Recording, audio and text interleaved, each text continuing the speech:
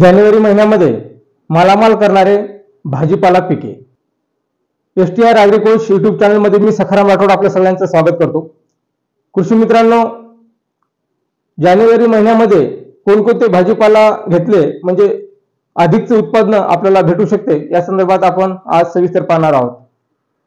भारतामध्ये हे जी पारंपरिक शेती आहे याला कुठेतरी असं वेगळं एक वाटा तयार करून जर दिले किंवा नवीन मार्ग जर शोधलं तर निश्चित आर्थिकदृष्ट्या फायद्याची शेती होऊ शकते।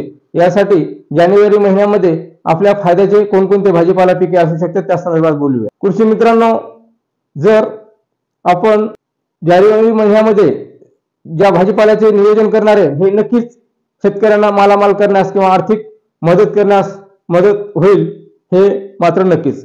तर व्हिडिओ अतिशय इंटरेस्टिंग होत आहे। तर कृषी मित्रांनो, जर आपण STR ॲग्रिकोच यूट्यूब चॅनलवर नवीन असाल तर चॅनलला सबस्क्राईब करा आणि बेल आयकॉनला प्रेस करा। चला तर आजचा जे महत्त्वाचा विषय त्यावर बोलूया।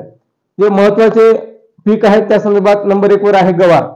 बरेच शेतकऱ्याकडे लेबर पॉवर किंवा मॅन पॉवर नसल्यामुळे हे गवार या पिकाला कोणी जास्त शेतकरी लागवड करत नाही आणि आजपर्यंत रेकॉर्ड आहे की गवार ही कधी 50 रुपये किलोच्या आतमध्ये विकल्या जात नाही। कारण गवार हे पीक असे काटक पीक आहे ज्याला लेबर हे जास्त लागत असतात।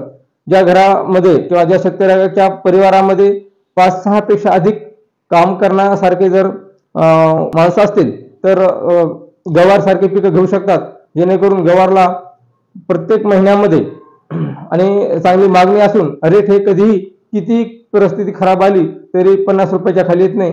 तर गवार पीक हे शेतकरी निवडू शकतात। त्याच्यानंतर राहिला टोमॅटो। टोमॅटोचं मागच्या वर्षी जसे दिवस आले तसे ह्या वर्षी सुद्धा येऊ शकतात किंवा किती काही झालं तरी टोमॅटो पीक याला प्रचंड मागणी असल्यामुळे चांगले रेट सुद्धा मिळतात आणि टोमॅटो पीक हे शेतकऱ्यांना फायदा देण्यासारखे पीक आहे। तर कृषी बंधूंनो, आपण टोमॅटो पीक लागवडीचं सुद्धा नियोजन करण्यास काही हरकत नाही। जानेवारी महिन्यामध्ये गवार आणि टोमॅटो, त्याच्यानंतर येणारा जो पीक आहे हे आहे कोथिंबीर। कोथिंबीर हे कमी कालावधीमध्ये म्हणजे 25 ते 30 दिवसामध्ये तयार होऊन एक चांगल्या प्रकारचं उत्पादन देणारं कोथिंबीर आहे। हे दैनंदिनदृष्ट्या आपल्या आहारामध्ये याची खूप अत्यंत गरज असल्यामुळे मागणी पण खूप आहे आणि ज्या शेतकऱ्याकडे पाण्याची व्यवस्था आहे असे शेतकरी ह्या पिकाची लागवड करू शकतात आणि चांगला नफा मिळवू शकतात। त्याच्यानंतर आहे चवळी। चवळी पीक हे एक मूठ जर तोडली तरी 500च्या वरती भरून जाते आणि त्याचं मार्केटला सुद्धा चांगली डिमांड आहे। रेट सुद्धा चांगला असल्यामुळे चवळी हे पीक सुद्धा शेतकऱ्याच्या दृष्टीने अतिशय महत्त्वाचे आणि फायद्याचे ठरू शकते।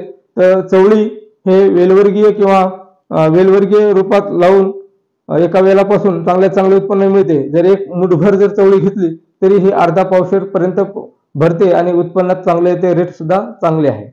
नंतरचा जो पीक आहे आपला भेंडी। भेंडी हे 12 महिने मार्केटला डिमांड असणारी वाण आहे। जसं भेंडी हे पीक वारंवार मार्केटला प्रचंड मागणी वाढत असल्यामुळे आज रोजी जर रेट पाहिले तर 25-30 रुपये पाव या हिशोबाने भेंडीचे रेट आहेत।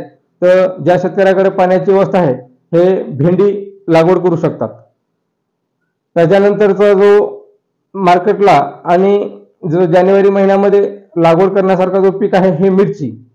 मिरची पीक आज रोजी चांगल्या पद्धतीची मागणी असून चांगले रेट सुद्धा मिळत आहे। मिरची पीक हे लागवडीमुळे शेतकऱ्यांना खूप चांगला फायदा होऊ शकतो। तसंच याची मार्केटला प्रचंड मागणी असल्यामुळे पुरवठा कमी आणि मागणी जास्त असल्यामुळे रेट हा खूप जास्त भेटत आहे।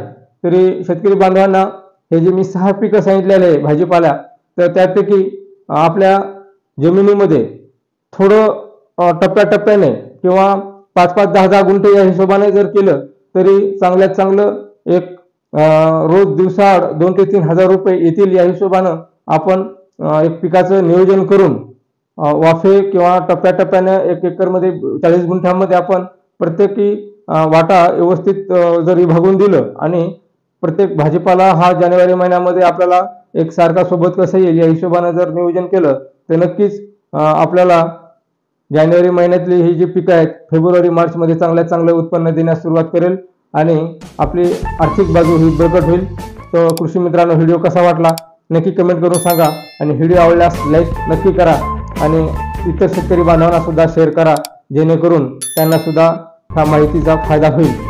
तर कृषी मित्रांनो, चॅनलला आपण नक्कीच सबस्क्राईब केलेले असाल, जर ज्यांनी केलेले नाही आणि नवीन आहेत त्यांना नक्की चॅनलला सबस्क्राईब करा आणि ते बेल आयकॉनला प्रेस करून ऑलवर क्लिक करा. जय हिंद, जय महाराष्ट्र, जय जवान, जय किसान.